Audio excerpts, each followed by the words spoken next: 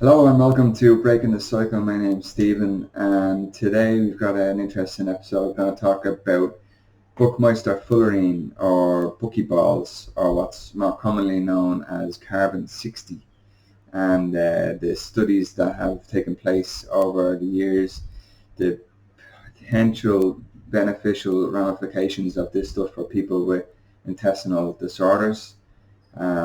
Has some really good test results and studies that have been done showing that it can reduce inflammation and just basically have a very similar effect as the mainstream pharmaceutical medication has, but without any of the adverse side effects potentially. So without further ado, let's get into it.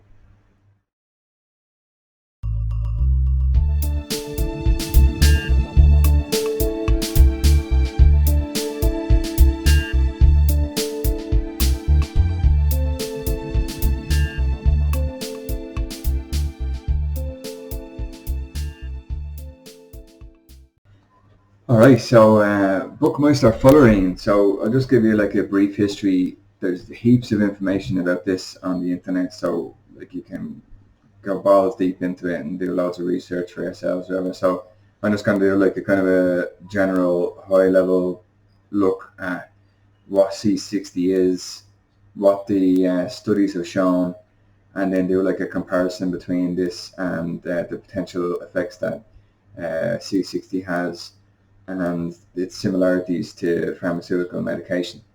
So it's not cleared for human consumption. There's been no tests, no long-term studies done. So I'm in no way recommending that you take this stuff. So this is purely for information purposes only, and yeah, just for research only. Like not recommending you take it. Uh, anyway, so it's called Buckmeister fullerene.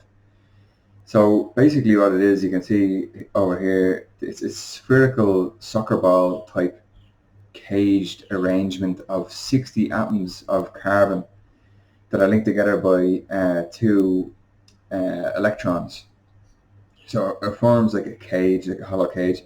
And it actually has loads of amazing properties because it's made of carbon. It's very conductive, and it's actually used as well due to its strength.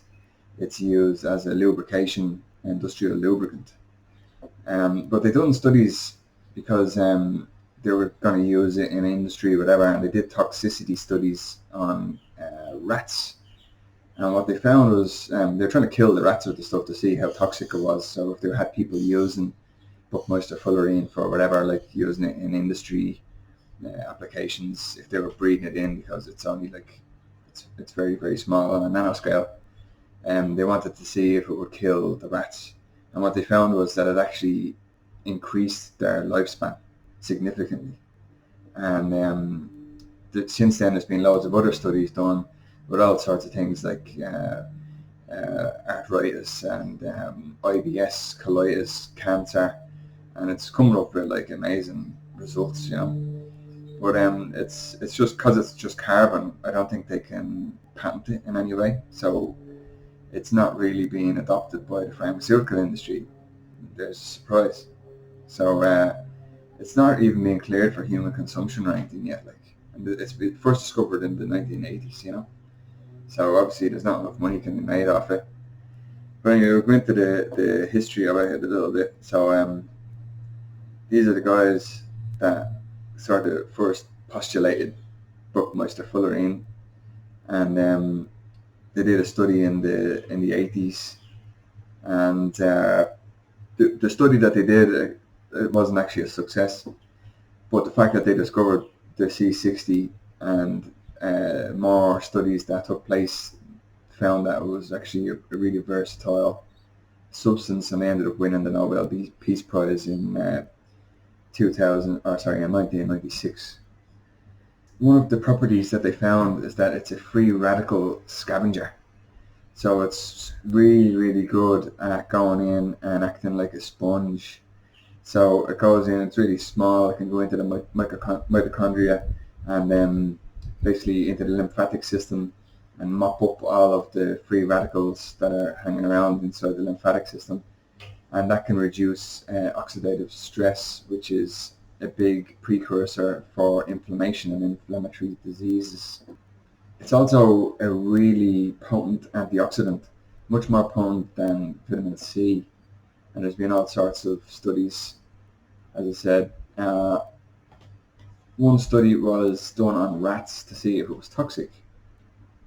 So they had these rats. This took place in Japan, I believe, and basically they just dosed them up with C60 mixed with corn oil.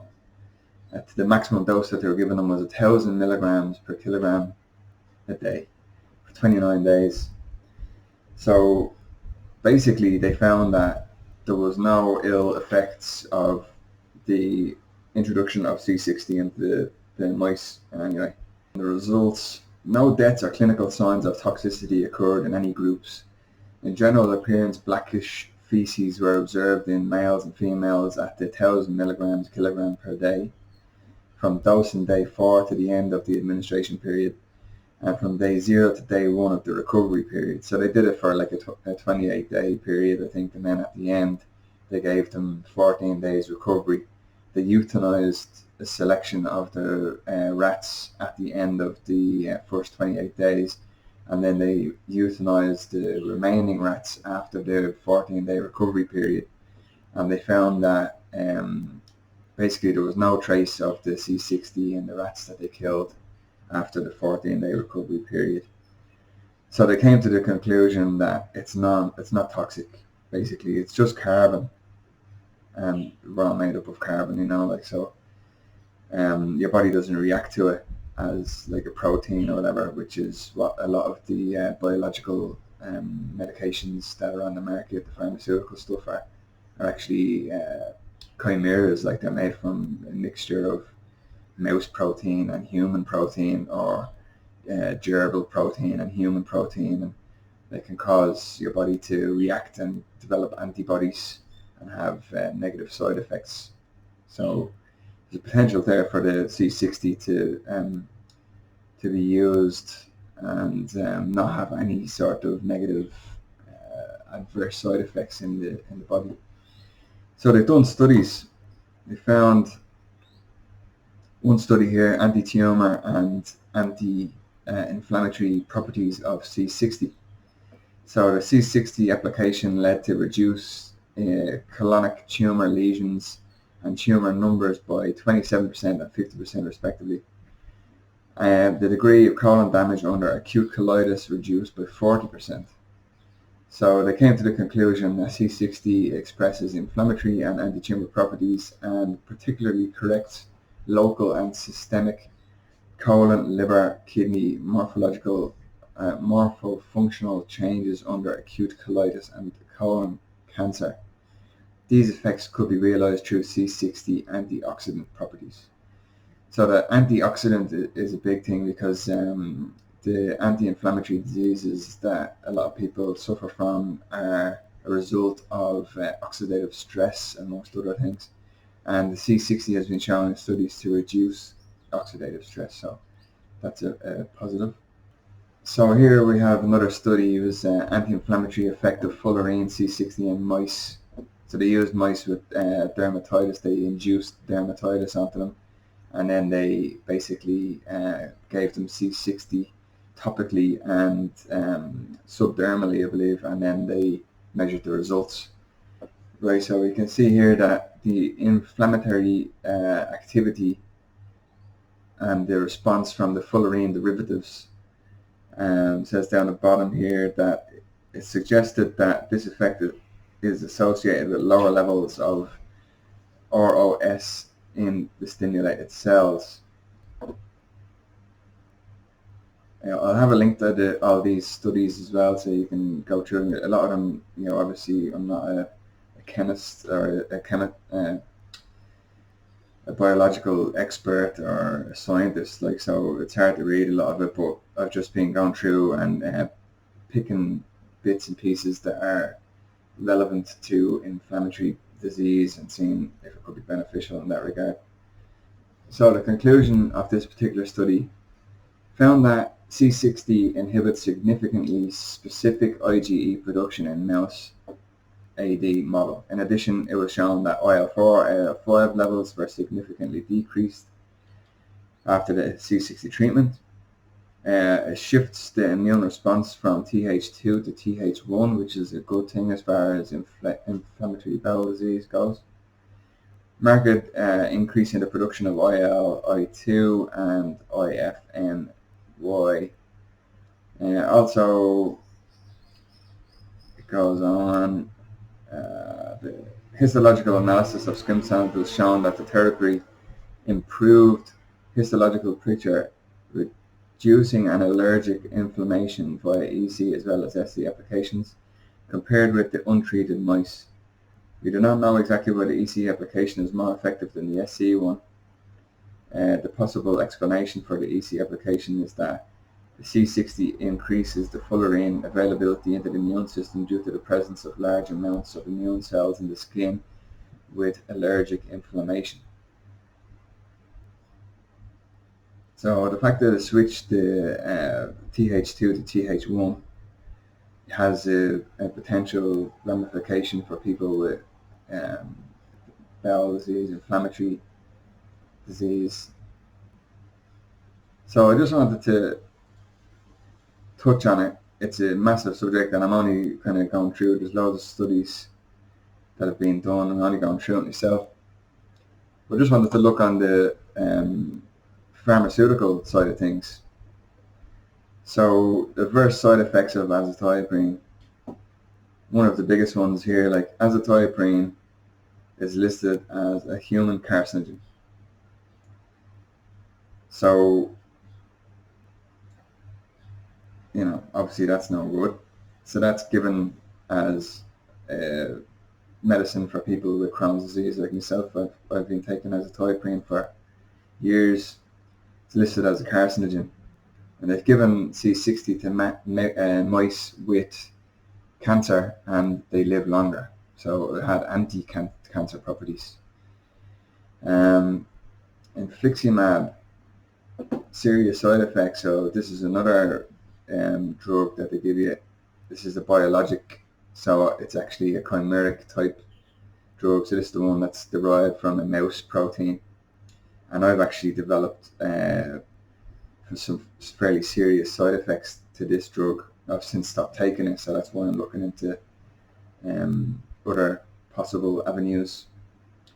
So like this again, drug-induced lupus, central nervous system disorders, psoriasis, cancer, TB, hepatitis, all sorts of serious infections. So infliximab neutralizes the biological activity of TNF-alpha. So it's a TNF-alpha blocker, so an anti-TNF. And studies have shown in using C60 that it actually acts as a TNF blocker as well. So it's interesting in that regard. It's also been established that chronic intestinal inflammation is associated with overproduction of both reactive oxygen and reactive nitrogen species. So like ROS is implicated in lots of diseases, including IBD. Abnormally high levels of ROS have destructive effects, can affect the lipids, proteins, acids, just all sorts of nasty shit. Basically plays an important role in gastrointestinal disease. Free radicals as well can be released, and that causes ROS and RNS generation, which goes on and causes inflammation. And again, the C60 has been shown to be a free radical sponge, so it reduces free radicals, which in turn reduces ROS, which in turn reduces inflammation. And they've done studies where they've injected C60 directly into rodents with arthritis, rheumatoid arthritis, and it's been shown to have a positive effect on arthritis as well. So you see here that part of the conclusion here is that they had antioxidants, and they showed that all of the IBD markers improved after antioxidant treatment. So the fact that C60 is such a potent antioxidant, potentially it could have beneficial effect on people with IBD. Alright, so you can see here on the conclusion, most of the animal studies were to confirm or contradict some hypothesis that show key correlations between ROS and IBD characteristic inflammation. All these findings were offered as a starting point for treatment development by using chemical compounds with antioxidant potential. On the other side, there were many to postulate that even natural compounds, ions, or vitamins can successfully compete with chemicals in order to treat or accompany the drug therapy. However, animal modeling has also shown several drawbacks, such as the impossibility of developing a model that recapitulates the entire IBD clinical features at the same time. For obvious reasons, human study testing was significantly limited. Therefore, antioxidant therapy further remains a controversy. In this way, whether antioxidant adjuvant or therapy can be used as an IBD treatment will still be a valuable question for many years to come. So it's shown that antioxidant therapy had beneficial ramifications and reduced ROS, but there's not really much in the way of studies on humans. Shown here that infliximab neutralizes TNF-alpha. So you see here treatments for IBD target to suppress the immune system. And they're basically looking to reduce like the T cells, interleukin, and your TNF-alpha, particularly the TNF-alpha with the Crohn's disease. So the long and short of it is that this C60 stuff seems to have a lot of similarities to the pharmaceutical agents that are available on the market, but there's not enough studies that have been done to declare it safe for human consumption. Now, whether they'll ever do the studies and bring it out because it's so cheap and because they can't patent it, because it's basically just carbon, I don't know, I'll leave that up to you. But it's been shown to be non-toxic. There's people that have taken it for years and they've had no adverse side effects. And then there's also, now this, bear in mind, this is a website that's selling the stuff, so you obviously have to take it with a pinch of salt. But like some of the results, been taking it for a few years, not a single negative, only positive reports at any dose. I also have to say that where you take it has a very potent effect on awareness and strength and endurance. Again, I don't consider myself an athlete, but more like a recovering average injured guy with a long-lived sedentary lifestyle now who is noticing profound immediate physiological benefits. Another one says here, I've been using C60 for a couple of days and I really like it. It seems to be the best. I can easily tell energy-wise already. Best product that I've tried. I've tried 4 different ones now. Blah blah blah. So supposedly there's all sorts of beneficial effects that it can have. People saying that it improves their eyesight. It's giving them more energy. All this kind of stuff. The reason I'm interested in it is because it's a free radical sponge. Because I'm having these adverse side effects to the poison, medicine that they were giving me in the hospital, I'm going to probably give this a go, and that's just my own choice. Again, I don't recommend that anybody watching this gives it a go. I'm not a doctor. This isn't medical advice. But so like it's a free radical sponge. It reduces ROS. It's been shown to be non-toxic. It increases the telomeres in rats, which actually increase their lifespan. And that's been shown in studies like RIGI-VIG, peer-reviewed studies, not just some dude on YouTube saying it. It inhibits TNF-alpha, which is exactly what the infliximab does. It inhibits cancer rather than it being listed as a carcinogen like azathioprine. It's cheap. You can make it yourself. You're taking it with olive oil, and olive oil has benefits of its own as well. So to me, it's like the positives are outweighing the negatives, and I've been scared off the pharmaceutical stuff. To be honest with you, like I've given them a fair go, in my opinion. Like anyone that's been following the channel knows that if I had have listened to the doctor and went off his word when I had the first fistula, I would have had 3 foot of bowel removed instead of going back home to Ireland and getting my bowel removed. I went down the natural route and healed the fistulas, sealed them up, and didn't need the surgery. Then over the years, my own fault, I slipped off the wagon with the diet because it's really hard to stick to the diet. That's why I'm looking to supplement it with another substance, and this C60 seems to be potentially what could be good. Like I said, I've tried the pharmaceutical route. The infliximab they promised me, and it was my own choice to take it, but they were saying, oh, you'll be able to eat whatever you want and you'll be on it for years and you'll be back to normal and there'll be no adverse side effects and this, that, the other, The chances of any side effects are very slim and they're usually pretty minor. And anyway, I'm one of the unlucky ones that got the side effects, and I'm in bits with it the last while. I'm going to do a full episode on that. I'm just waiting for everything to settle down, and I'll do a whole log of exactly what happened to me and my personal experience. But let's just say this: it's no fun.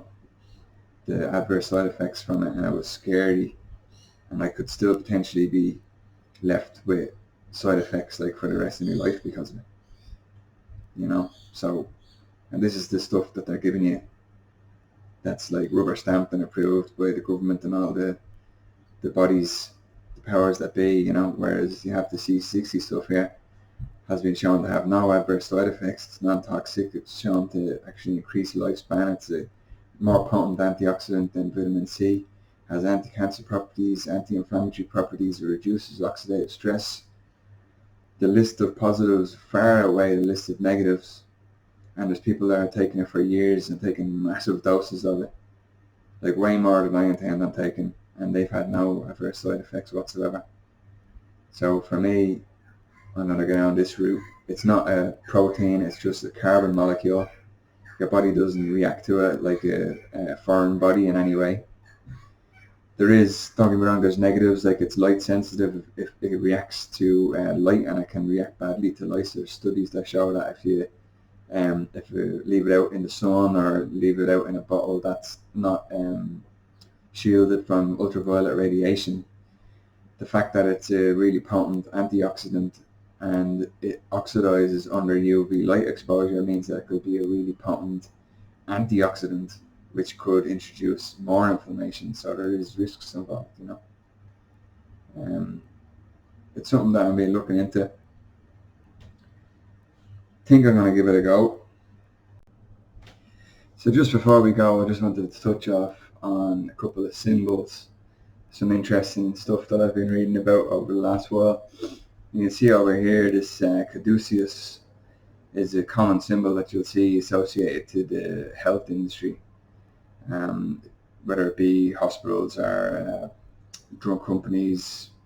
They'll often have the caduceus, and it's become synonymous with health, but it's actually the incorrect symbol. You got one here. This is the rod of Asclepius. This is the true symbol from the Greek god Asclepius, and it's the symbol of medicine and healing. This is the caduceus, which is the symbol of Hermes, and Hermes was the emissary and messenger of the gods. He was also known as the divine trickster and the god of boundaries and the transgression of boundaries, the patron of herdsmen, thieves, graves, and heralds. He is described as moving freely between worlds of the immortal and divine, and was the conductor of souls into the afterlife. He was viewed as protector and patron of roads and travellers. So I don't know, I just find it interesting that this symbol here is being adopted for the mainstream pharmaceutical health industry.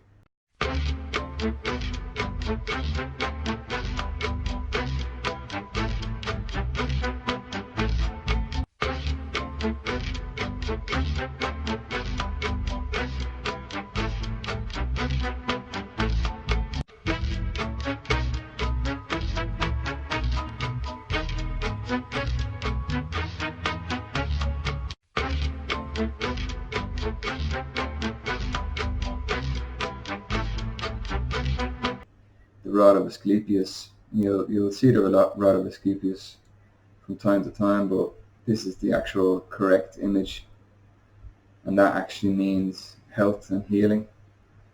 And the caduceus is Hermes' staff. He's the divine trickster. Thought that was interesting. Probably just a mistake, I doubt there's anything, like they must just use the wrong symbol by accident. But interesting nonetheless, so worth bearing in mind.